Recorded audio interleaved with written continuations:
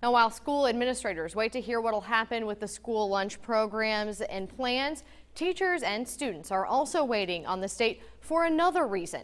ISTEP results have been delayed 6 weeks. News 10's Patsy Kelly continues our Education Watch team coverage. Patsy, some people are still on hold for summer break. Jacqueline, by now students should have received their results, but technical issues forced officials to stop the testing. Computer screens froze. Some students even missed their lunch breaks.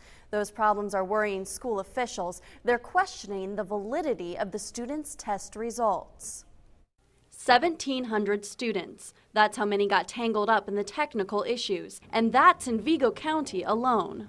And what has happened when the students took the multiple choice part in May, the online program was interrupted in multiple buildings across the state of Indiana. But here's the deal. Those 1,700 tests are tied up in review. The delays will cause a validity situation, whether the testing was a valid process because children were online taking the test and then they were, bounced offline because the testing situation. So what the state's trying to do now is look at each child and have the schools go through the roster of children taking the test and determine which children were bounced offline. And getting those results is critical. That's why it is important to look at the validity of these tests, because part of teacher evaluation, administrator evaluation, a percentage of their evaluation is based on ISTEP scores. Not just for teachers, but for the students waiting to find out how they did.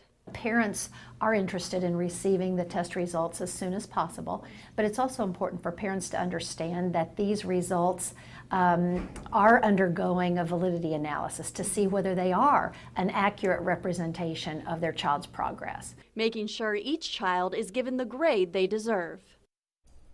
The ISTEP testing company says it will release the results of this year's exam in July. Schools usually get them in May. Back to you guys.